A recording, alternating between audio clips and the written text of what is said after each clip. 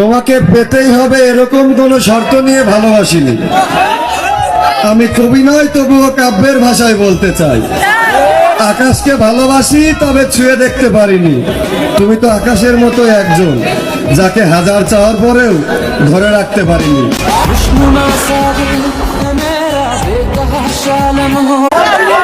তোমাকে পেতেই হবে এরকম কোনো শর্ত নিয়ে ভালোবাসিনি।